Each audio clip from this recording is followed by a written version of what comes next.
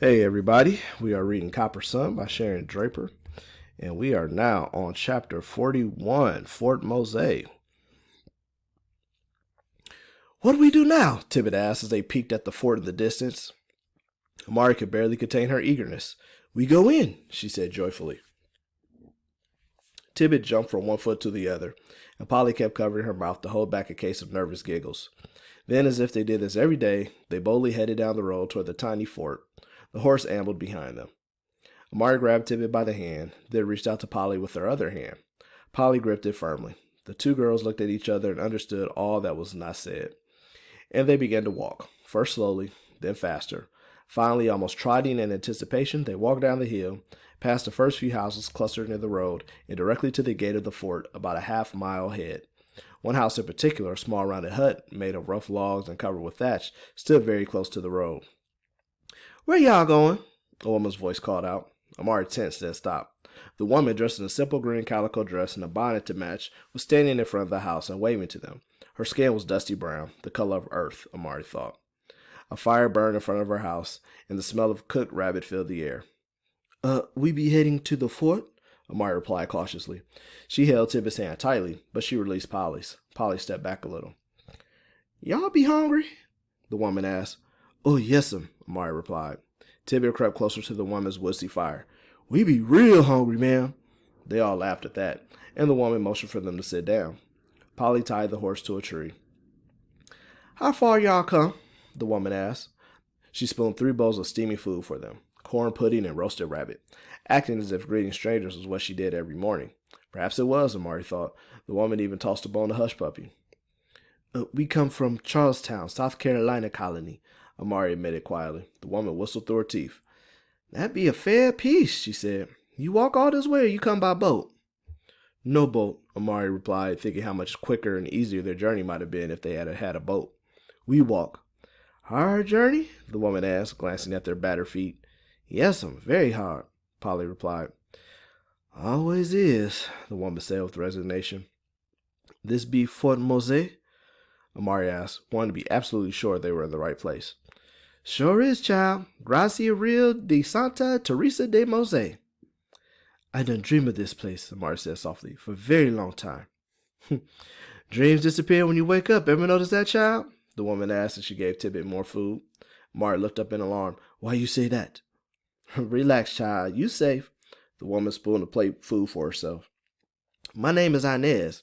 I was a slave in Georgia. Me and my man Jasper run away last year and come to this place.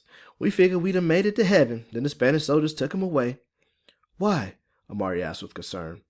It'd be like this, Inez said. The English soldiers control the colonies. The Spanish ain't no saints who think everybody ought to be free. They free the slaves because it makes the English soldiers angry, and because England be losing lots of money when they lose slaves. I don't understand, Polly said, looking confused. Inez continued. See, the Spanish own this Florida territory, and they be needing protecting from the English, who they is always fighting with, so they sometimes make the runaways serve in their army before they be truly free. That's where my Jasper is, down in Cuba someplace, serving in the Spanish army. But that's not fair, Polly exclaimed. Everything that didn't happen to you been fair? Inez asked her. No, ma'am, Polly answered quietly. Amari thought about this, then asked, You free, Inez? Inez smiled. Yes, child, I got my papers that says I'll be free. I'll be free to work hard, free to be hungry, and free to miss my man. But yes, child, I'll be free. Now, tell me who you are, who this little one be, she asked, nodding her head toward Tidbit. My name be Amari, and this be Tidbit. He my son now, Amari said out loud for the first time. My real name Timothy, Tidbit said quietly. Amari looked at him in surprise. Mama named me Timothy, the boy said, but I was real little when I was born, so everybody called me Tidbit. But Mama always told me when I get to be a man, my name be Timothy. Amari smiled with pride at the child who would one day be the man named Timothy. Well, Mr. Timothy, let me be the first to call you by your free name, Inez said, lightly pinching the boy on his chin. To Polly, she said, So what be your story, child? Polly shifted her weight and finished what she was chewing. I'm Polly. I was an indentured girl. I ran off with Amari and Tidbit because, she paused, it was very bad when we left. She bowed her head as if the memory was too much to recite. Troubles never be over, child, Inez said gently. but it'd be good to share them with friends. Polly looked up. We could not have made it without each other, she acknowledged, smiling at Amari. Amari returned the smile as she finished eating. Food be good thing too, Tidbit said, interrupting. More, please. As Inez was filling Tidbit's bowl, Amari asked, Who live here in this place? Oh, only about 100 folk, mostly runaway slaves who now be free. Some Indians, some whites, mostly Spanish soldiers. 2 priests. Everybody gets along because nobody got much. Everybody know everybody else. Sometimes blacks marry up with Indians, sometimes with whites. It sure ain't like nothing else, I reckon. Cato be right, little bit, Amari murmured to Polly. A few months back, Inez told them, we had about 20 escaped slaves come here from Georgia colony. Their master traced them here. Amari looked up in alarm and thought of Clay. They had to go back? She asked. She wondered if Clay would ever trace them here. Inez laughed. No, child, the folks just stood there and laughed at him, right in his face. He had no power here, so he had to leave. So we're safe now, Polly asked. Even if someone from Carolina colony should find his way here, he could not make us go back? Amari knew that Polly was worried about Clay as well. Yeah, about as safe as you gonna be, Inez replied. You say your name be Polly? She asked as she looked at Polly closely. Yes, ma'am, Polly replied. A young fella come through here just a few days ago looking for somebody named Polly, a red-headed white boy. Could he be the one you worried about stealing you back to Carolina? Polly covered her mouth in surprise. Is he still here? Oh, I think's not. He might be down in St. Augustine, but I don't know for sure. He might have said something about coming back this way. I don't rightly remember. He be a friend of yours or a foe?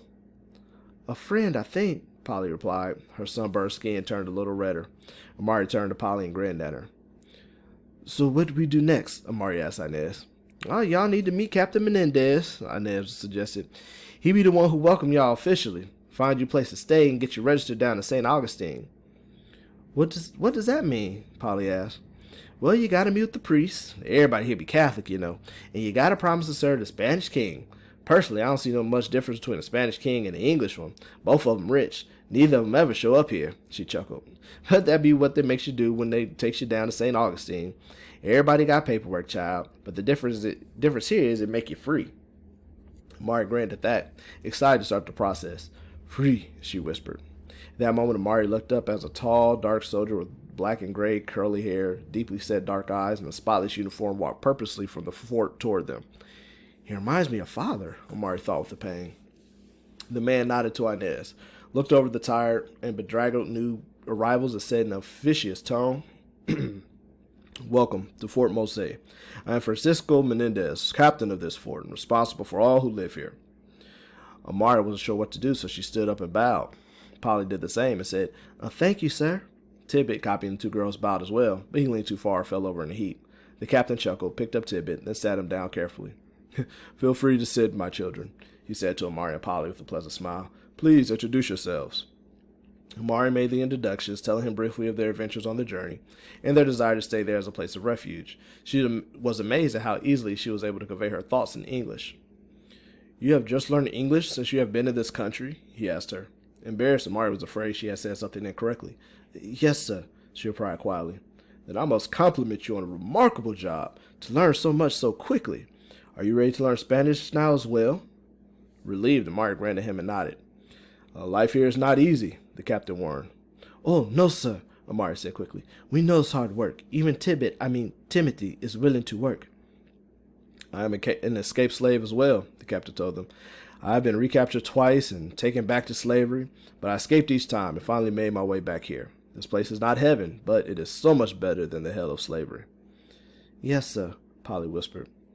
How many years left on your indenture? He asked Polly. 14 years, sir, Polly told him. Oh, that's madness, the captain replied. This Derby fellow must be out of his mind. Yes, sir, Polly said with sorrow. We saw him kill a slave and a newborn baby the night before we left. Well, you'll be safe here as long as we have the protection of the Spanish. What skills do the 3 of you have to offer? He asked. Amari thought for a moment. Before we leave, sir, I feel like I'm worth nothing, but I knows how to cook and hunt and find herbs, and my mother taught me how to make threads from cotton. My father be a skilled weaver in my village, and I watch him as much as he let me. If women be allowed to weave here, I got lots of abilities, she said proudly. Inez interrupted quietly. You got more than that, child. What you mean? Amari asked. Now's not the time, Inez answered cryptically. Later. The captain ignored Inez and said to Amari, women can do anything they have skills for in this place. Can you build a loom? Amari closed her eyes, thinking back to her father's sturdy brown hands and how deftly they had constructed his loom, how nimbly his fingers had danced as he wove, and how magically the designs seemed to appear on the fabric. She wished she had spent more time with her parents when she'd had the chance. Yes, sir. I remember as well how my father made it. He nodded his head with satisfaction. Good. You can earn good money as a maker of cloth and clothes. Money? Amari asked with surprise. I be paid for my work? Of course, the captain replied. Only slaves work for no reward. Amari looked at Polly and beamed. To Polly, the captain asked, Now, what can you offer? We all work together here. Polly, seemingly unsure of herself at first, glanced at Inez, who gave her a nod of encouragement. I can cook and clean, and, she added as an afterthought, I can read and write. Captain Menendez looked up with instant interest. You are educated? Polly looked surprised at the captain's reaction. Yes, sir. My parents had their troubles, but they taught me to read and write and count. There's a profound need for education for the children here, the captain said, his brows furrowed as if he were in deep thought. Freedom means very little if there's no knowledge to go with it. Oh, I'd be glad to teach the children, sir, Polly offered. We'll start a school, the captain said with excitement. Do you think you can do that? He asked Polly. Of course, sir. Polly glanced at Amari and Tidbit, a broad smile on her face. Excellent, the captain said, clapping his hands together. We have much thirst for learning. I shall have Jesse, our carpenter, make plans to build a small school. And can you show me how to make Timothy on paper? Tidbit asked, obviously impressed with Polly's hidden talent. Yes, I can, Timothy, Polly replied, and much more. And you, little man, the captain said, turning to Tidbit, your job here will be to learn to read and write, but I shall apprentice you to be the carpenter, so that you can learn to be a builder as well. Will that suit you? Yes, sir, the boy replied. I'd be liking that just fine. The captain turned to Inez. Give them the dwelling that had been occupied by Felix and his wife. They have moved down to St. Augustine. Inez nodded. The captain began to leave, but then he turned back to the new residents of his domain. Tomorrow we will begin the formalization process. But for now, rest, relax, meet the people here. Inez will take good care of you. You are indeed welcome. Even your dog, he added with a smile. He saluted and walked away. Amari was thrilled and her face showed it. It was the first time since she had been taken from her homeland that she had met a black man in a position of authority. Close your mouth, child, Inez said with a chuckle. Right here, it ain't unusual to see a black man in charge. He wears uniform well, and he'll be using his power wisely. He's been around for a long time. Even Spanish soldiers don't be messing with Captain Menendez. I like his uniform, Tidbit said as the captain disappeared down the road. Can I be a soldier? Perhaps one day, when you all grow up, Amari told him. I'll be fighting for my freedom, the boy said, pretending to hold a musket. All your life, little one, Amari told him. Take your time. I feel good about this place, Polly said with contentment. I'm so tired of traveling, I could sleep for a week. Oh, you do that, child, Inez told him. Y'all still got a heap of healing to do. You got family now, folks who would help take care of you. Go on and rest if you've a mind to. Polly scooted close to the fire and held her hands out to his warmth. Amari knew that Polly had much to pound her as she gazed at the flames. She, too, had found a place of safety, at least for now. Inez stood up and said to Amari, Walk with me, child. I want to show you where the captain will give you to stay. It'd be on the far side of the cornfields. Timothy, you stay here and take care of Polly, you hear? I'll be right back, Amari called. Tidbit, who was busy chasing a chicken in Inez's yard, waved goodbye. Even the air here smells free, she said to Inez as they walked. So they finally get officially, well, not totally officially, but they're welcomed into Fort Mose by Captain Menendez, who runs the fort. And we find out a little bit more about what's going on at the fort. You have to convert to to being a Catholic. You have to convert to that. And if you were an older guy, like if Tidbit was a grown man, he'd probably have to fight in the army for the Spanish. But since he's younger, they're going to try to get him a carpenter position. Polly, if you remember, throughout most of the story, she was always excited that she was smart and educated, and her parents taught her education, but everyone kind of looked down on her because she was poor. She was poor. She's a poor white person. But down there in Florida, they need someone to educate them, no matter what their social status is. So she may even have a place, because remember, we didn't know if Polly was going to stay or not. Polly was very likely going to leave, but now she'll stay for at least a little bit longer. So, but anyway, thanks, and we'll be back for the last chapter. See you then.